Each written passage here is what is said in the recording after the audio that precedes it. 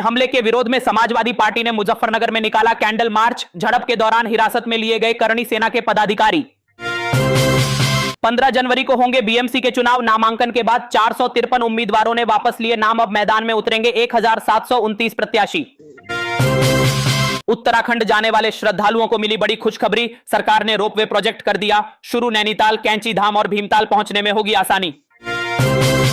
अब राजस्थान में कैब कंपनियों की मनमानी पर लगेगी रोक। किराया नियंत्रण, ड्राइवर प्रशिक्षण, बीमा और सुरक्षा सहित कई नए नियम किए गए लागू। माघ पूर्णिमा के स्नान पर हरिद्वार में उमड़ा भक्तों का जन सैलाब। गंगा घाट पर श्रद्धालुओं ने लगाई आस्था की डुबकी। हर हर गंगे के जयकारों से गूंजे घाट। बीएमसी चुनाव की वोटिंग से पहले हो गया बड़ा खेल। वोटिंग से पहले ही बीजेपी के सहयोग वाले गठबंधन महायुति ने निर्विरोध जीत ली 68 सीटें। इंदौर में जहरीले पानी से हुई मौतों पर सरकार पर भड़के हनुमान बेनीवाल। बोले यह बड़ा दुर्भाग्य है कि पीने का शुद्ध पानी तक नहीं दे पा रही सरकार। आवारा कुत्तों पर सख्ती के लिए यूपी के बस्ती में स्कूलों के लिए नया आदेश किया गया जारी। अब कुत्तों की निगरानी के लिए नोडल अधिकारी बनेंगे शिक्षक। वाराणसी के काशी विश्वनाथ मंदिर में उमड़ा आस्था का जन सैलाब। पिछले 6 दिनों में श्रद्धालुओं ने किए भोले।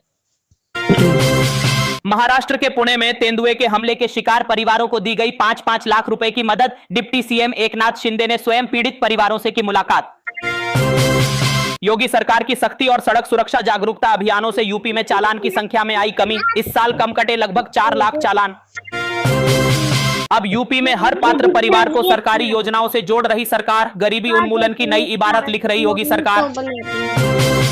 बीएमसी चुनावों से पहले महाराष्ट्र की राजनीति में मचा घमासान। डिप्टी सीएम अजीत पवार ने बीजेपी पर लगाया हफ्ताखोरी का आरोप। अजीत पवार के बयान पर संजय राउत ने बीजेपी पर बोला बड़ा हमला। बोले बीजेपी एक वॉशिंग मशीन है और वॉशिंग पाउडर है अमित शाह।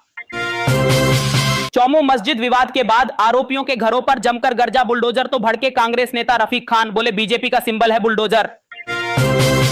अमेरिका के लड़ाकू विमानों ने वेनेजुएला पर कर दी ताबड़तोड़ एयर स्ट्राइक। कई जगहों पर जमकर बरसाए बम। वेनेजुएला में मचा हड़कंप। अमेरिका की एयर स्ट्राइक के बाद वेनेजुएला में मच गया भारी बवाल। ताबड़तोड़ बमबारी के बाद वेनेजुएला सरकार ने घोषित कर दी इमरजेंसी। वेनेजुएला पर एयर स्ट्राइक के बाद डोनाल्ड ट्रंप ने कर दी